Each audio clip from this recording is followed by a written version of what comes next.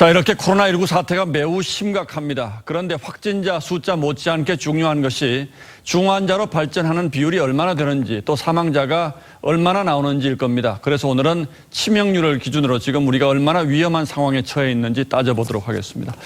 자, 윤슬기 기자. 네. 지금 치명률은 얼마나 됩니까? 네, 오늘까지 확진자 19,947명 가운데 324명이 사망을 해 치명률은 1.63%, 즉 100명이 감염되면 약 1.6명이 사망합니다. 자, 그런데 지난 18일부터 24일까지 사망자는 4명이었지만 그 뒤 같은 기간 사망자는 15명으로 일주일 새 사망자가 4배 가까이 증가를 했죠. 자, 그런데 이 전체 숫자가 크지 않아서 단정적으로 해석하기에는 좀 무리가 있겠습니다만 이렇게 사망률이 갑자기 늘어난 이유는 뭘까요? 네, 사망으로 이어질 가능성이 높은 중증 이상 환자가 오늘 기준으로 총 79명까지 늘어 2주 전보다 6배 급증했습니다. 예. 자, 고령층 또 고혈압, 당뇨 등 기저질환이 있을수록 이런 중증 환자가 될 가능성이 높아지죠.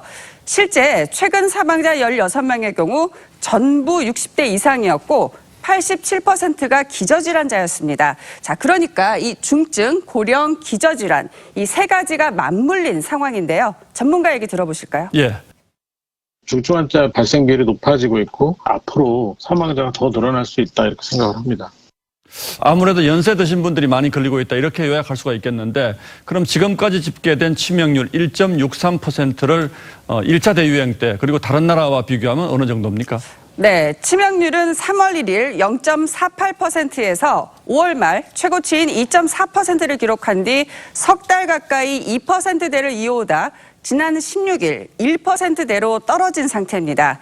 자, 전 세계 치명률 3.38%에 비해서도 낮은 편이죠. 자, 방역 당국은 최근 신종 바이러스의 전파력이 6배 높아졌다고 추정하며 치명률은 이렇게 분석을 했는데요. 들어보실까요? 치명률과 관련해서는 다른 클레이드와 비교해서 심한 피해를 일으키지는 않을 것으로 일단 분석을. 당국의 분석은 그래도 이 정도만 유지를 하면 그나마 다행이다 이렇게 보는 것 같은데 문제는 이 정도로 관리가 계속 가능하겠느냐 하는 것 아니겠습니까? 네, 그렇습니다. 관건은 이 늘어나는 중증 이상 환자를 의료 시스템이 얼마나 관리할 수 있느냐죠. 자, 그런데 방역 당국은 오늘 서울, 경기, 인천 통틀어 중증 환자를 즉시 수용할 수 있는 병상은 10개라고 했습니다.